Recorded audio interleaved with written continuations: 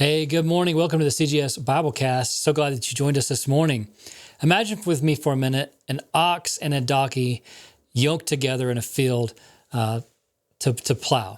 Okay, it's a quite a ridiculous spectacle to behold. The ox is double the height of the donkey. The legs are nearly twice as long.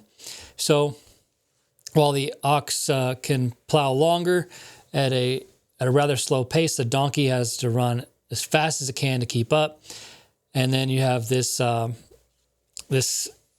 team that is unequally yoked. One has great capabilities, one has small, and they are plowing side to side, creating roads that look like ocean waves rather than straight lines.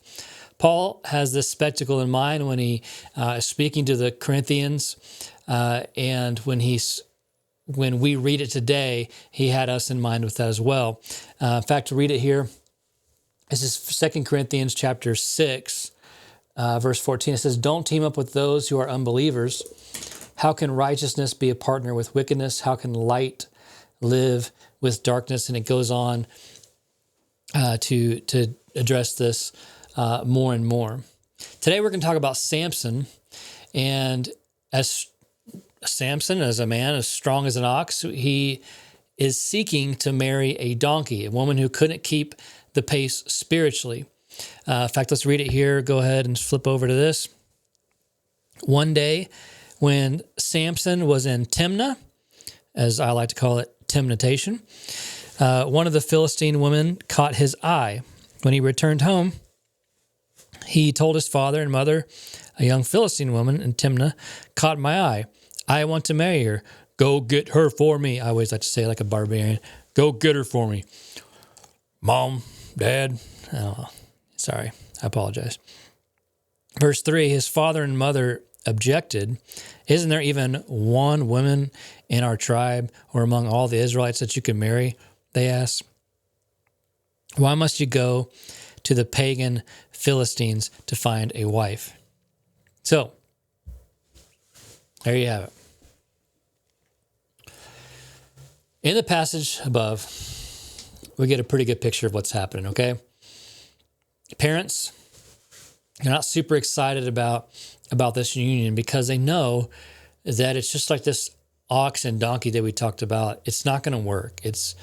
You have one that is a judge, is set aside to be a judge of Israel, married to, honestly, the enemy, and they're not going to be a good pairing. And so, unfortunately, this marriage didn't make it past the reception. Soon after, his new bride lost her life over a dispute that Samson had with the Philistines. Like, these people weren't friends with the Israelites. They were enemies, and there was no need to marry one of them because this is just always how it was going to end. Unequal alliances go against God's will for two reasons. First, a yoke constrains. It doesn't permit independent actions. It compels us to comply with our partner, whether we like it or not. Second, it's easy to become permanent and difficult to break free from. When you marry someone, when you start dating them and with plans to marry them, this is a permanent union. If faith is important to you, if your spirituality is important to you, they need to be able to keep the spiritual pace that you have and challenge you to keep that pace. If one slows down, the other one pulls on them to keep them up.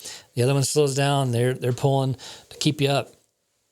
It's a team. It's a partnership where you're yoked together, completing the same task, working on the same things. If you marry someone that's not a believer, if you're dating someone that's not a believer, you don't have the same goals. You don't have the same purpose. It's just the reality of the situation. So be smart. Don't go Samson's way and be yoked with the wrong people. This goes beyond marriage and all that. It's just, if you let the people that are on the inner circle of your life, if you're not yoked up with people there that have the same goals, they're going to be pulling you every different direction. You're never going to reach your goals as a believer if you're unequally yoked. God's desire for you is to be free, be confident, to be able to function and fulfill the good and perfect will for your life. Samson never really learns here until maybe the very, very end, but it ends up destroying him. If you read on, he has this thing for Philistine women, and it does not help him out in the end. Don't let that be you. Don't go down to temptation and find you a wife. Found mine in church. It's a pretty good place. Equally yoked makes things go a lot better. And the people in my inner circle, they're pulling the same way I am too. So anyway, have a good day. Hope this has encouraged you. Hope this has challenged you to yoke up with the right people. Have a good day.